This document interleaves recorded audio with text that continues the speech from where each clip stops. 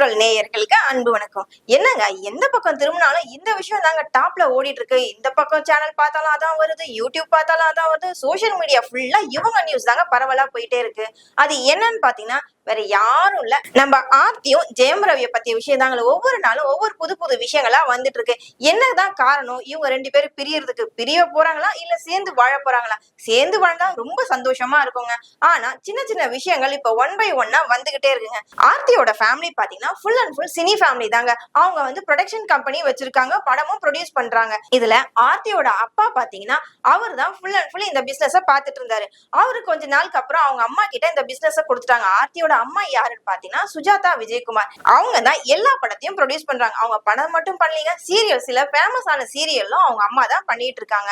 அதோட பாத்தீங்கன்னா ஆர்த்தியோட பாட்டியும் பாத்தீங்கன்னா ஒரு நடிகைன்னு சொல்லியிருக்காங்க. அதுக்கப்புறம் ஆர்த்தியோட சிஸ்டரும் ஒரு நடிகைன்னு தான் சொல்லிட்டு இருக்காங்க. ஆர்த்தியோட ஃப்ரெண்ட் சர்க்கிள்ஸ் பாத்தீங்கன்னா எல்லாருமே பிசினஸ் பீப்புள் தாங்க. அவங்க கூட இருக்கிற ஃப்ரெண்ட்ஸ் எல்லாம் சினி ஃபீல்டா இருந்தாலும் சரி, அதர் ஃபீல்டா இருந்தாலும் சரி, எல்லாருமே நல்ல டாப்ல இருக்காங்க.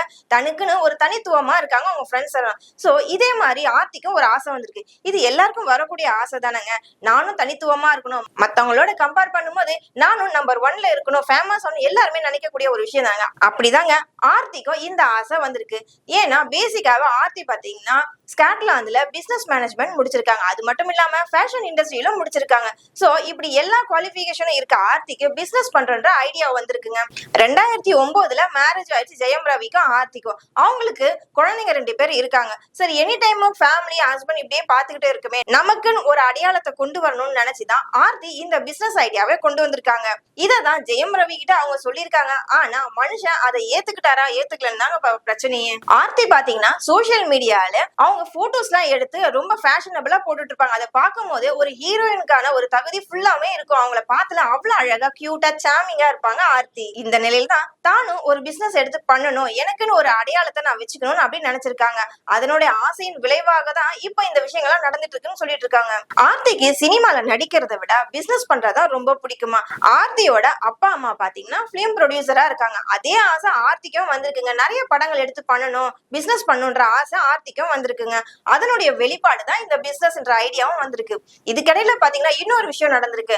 ஆர்த்தியோட அம்மா பாத்தீங்கன்னா சுஜாதா விஜயகுமார், இவங்க வந்து நிறைய படங்கள் எடுத்திருக்காங்க, ப்ரொடியூஸ் பண்ணிருக்காங்க. சமீபத்துல கூட ஜெயம் ரவியை வச்சு 4 படங்களை அவங்க பண்ணாங்க. ஆனா இந்த படம் பேசும்படியா அமையவே இல்லைங்க. ஜெயம் ரவிக்கு இந்த படங்கள் தொடர்ந்து ஃபெயிலியராவே அமைஞ்சிருக்கு. அதனாலே மனுஷன் ரொம்ப அப்செட் ஆயிட்டாருங்க.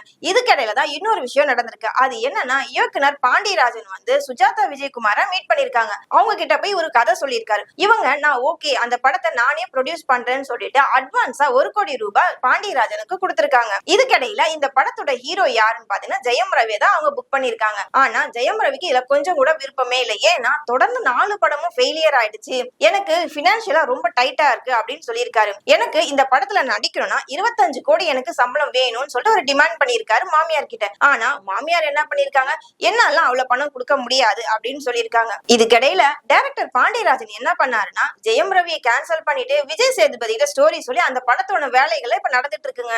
ஆர்த்திக்கு இப்ப பாத்தீங்கன்னா அவங்க அம்மா மாதிரியே தானும் பிசினஸ் பண்ணணும், தானும் இந்த இண்டஸ்ட்ரியில தனக்குன்னு ஒரு தனி அடையாளத்தை கொடுக்கணும்ன்ற ஆர்வத்தினால தாங்க இந்த மாதிரி பண்ணிட்டு இருக்காங்கன்னு சொல்றாங்க. ஆனா எது எப்படியோ இவங்க 2 பேருக்குள்ள இருக்கிற பிரச்சனைகளை ஒன் பை ஒன்னா வந்துகிட்டே இருக்குங்க. ஒவ்வொரு நாளும் ஒவ்வொரு புது புது விஷயங்கள் இவங்களுடைய விவாகரத்தை உறுதிப்படுத்துற மாதிரியே வந்துட்டு இருக்கு. இன்னும் வரக்கூடிய நாட்கள்ல என்னென்ன விஷயங்கள் வரும்னு பொறுத்திருந்து பார்ப்போம். அது வரைக்கும் நம்ம சேனலை ஸ்டே டியூன் பண்ணுங்க. பாய்.